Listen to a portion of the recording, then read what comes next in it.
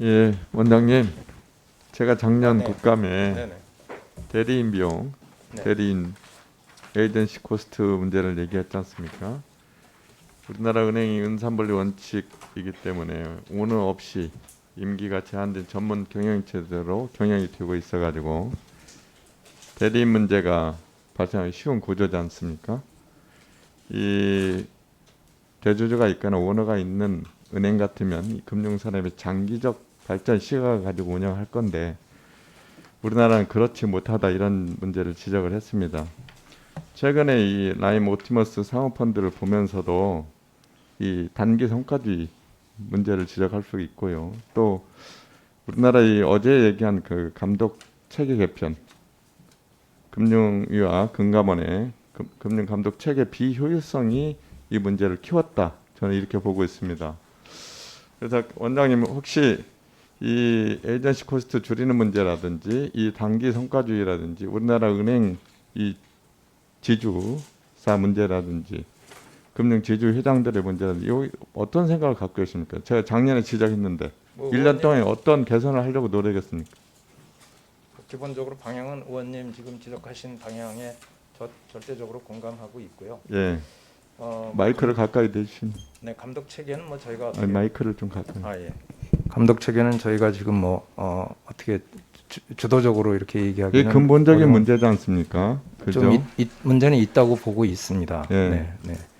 그리고 이제 지배구조 문제는 이제 저희들도 문제 의식은 갖고 있는데 다만 이건 관치금융의 이슈가 자꾸 이렇게 끼어들기 때문에 네. 저희들도 좀 이렇게 어떤 정책을 펼쳐 나가는데 그렇게 알겠습니다. 편하지는 않다 그런 말씀. 고민을 좀 많이 해주고 네네, 장기적 시각으로도 네. 감독 업무를 해주시길 네. 부탁을 드리고요. 지금 어제도 이 노령자 금융 접근성 저하 문제를 내가 얘기했는데요. 지금 보니까 은행 점포가 지난 5년간 509개가 지점이 폐쇄됐어요. ATM기는 8,216개가 폐쇄되고. 근데 우리나라 이 점포 폐쇄에 대해서 은행 자율에 맡기고 있죠. 지금은 그렇습니다. 그렇죠. 그러니까 2019년도 6월부터 은행연합회에서 자율적으로 점포 폐쇄 공동 절차를 마련해서 시행하고 있는데 이 내용 보시면은 앞에 내용이 뭐냐면 영향평가 실시가 점포 폐쇄 결정 이후에 뭐 이런 영향평가 시행하고 이렇게 돼 있어요. 네. 이게 맞다고 생각하세요? 그러니까 좀 점포 폐쇄를 결정하기 전에 영향평가도 하고 그 다음에 연령대 분포도 하고 대체 수단도 검토를 하는 게 맞지 않습니까? 그렇습니다. 예? 이게 얼마나 은행들이 예? 수익성에 맞춰져 있는가 점포 폐쇄가 저는 이렇게 생각을 합니다. 어떻게 생각하세요? 그래서 미국 같은데 지금 미국 같은 데는 사전 신고제입니다. 저희도 그리고 또 이제 사후평가하게 돼 있고 일본도 사전 신고제를 가지고 있고 영국 같은 데가 자율규제 가다가 지금 사전신고 사후평가로 바꾸려고 하고 있습니다. 이게 점포 폐쇄하기 전에 사전 용역을 의무화하든지 폐쇄 기준을 마련하든지 사후 대책 관련해서 좀 마련하는 그래서 제가 보는 금감원 내지는 금융에서 법 제도 규정을 어느 정도 만들어서 선제적으로 좀 대응할 필요가 있지 않냐.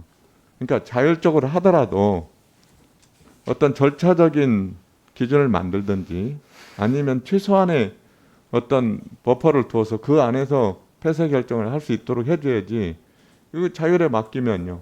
계속 수익성에 맞춰서 계속 줄어들 겁니다.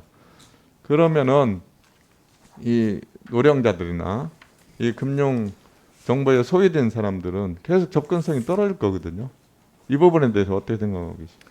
예, 사전의 조치를 이끌어갈 수 있도록 예. 가이드라인을 저희가 이미 지금 개선 작업을 추진 중에 하고 있고요. 있습니까? 예를 들면 뭐 예. 이동 점포라든가 예. 아니면 이제 공동 점포라든가 뭐 여러 가지 다양한 아이디어를 좀 활용할 필요도 있다고 생각하고요. 예. 이게 뭐 말씀하신 취지에 좀- 공감을 하는데 좀 크더라도 예, 좀 큰 틀에서의 기준을 좀 만들어 줄 필요가 있다. 네, 네 그렇게 너무 하도록 자율에 하겠습니다. 맡기는 건 안 맞. 예. 이게 구성의 오류 문제가 좀 있는 것 같습니다. 예. 개별 금융기관 입장에서는 그게 최선일지 모르지만 예. 전체 금융권 입장에서는 반드시 그렇지도 않거든요. 그리고 특히 고령자들은 이게 굉장히 중요한 그 채널인데 그런 것도 좀 우리가 존중을 해줄 필요가 있다고 생각합니다. 네. 네. 예, 유동수 의원님 수고하셨습니다.